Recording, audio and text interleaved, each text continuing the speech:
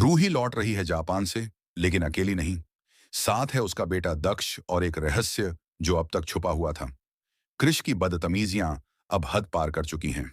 अपनी ही सगाई में वह अभीरा को सबके सामने अपशगुन कहता है।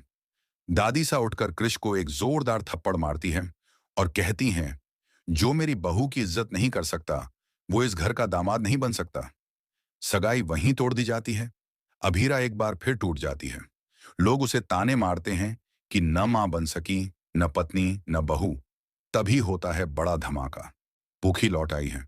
7 साल पहले जो बच्ची गायब हुई थी, वह अब वापस आई है। उसका चेहरा बदल चुका है, लेकिन याददाश्त लौट आई है।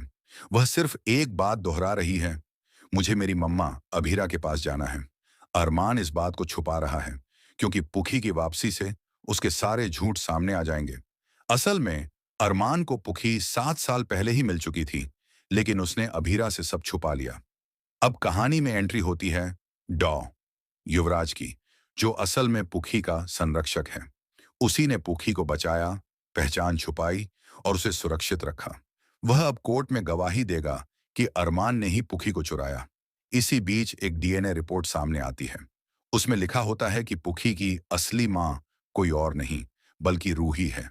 सारे रिश्ते हिल जाते हैं। पुखी क्या अभीरा की बेटी है या रूही की? क्या किसी ने बच्चा बदल दिया था?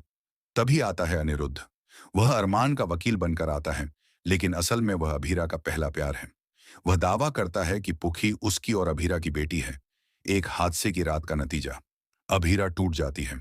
उसे लग रहा था कि पुखी उसकी और अरमान की संतान है, लेकिन अब सच कुछ और है। तभी सामने आता है सबसे बड़ा ट्विस्ट। पुखी जुड़वा है।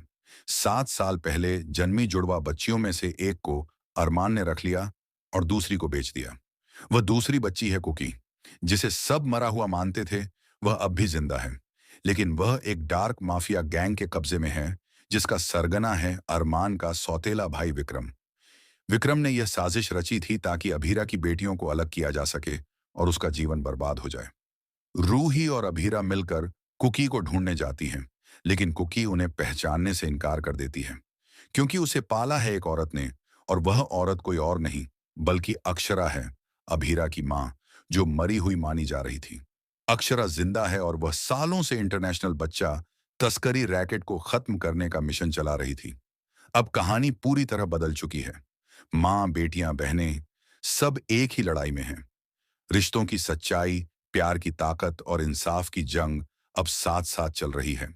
अगर ऐसे ही ट्विस्ट्स और खुलासों में दिलचस्पी है, तो चैनल को सब्सक्राइब जरूर करें। कहानी अभी खत्म नहीं हुई।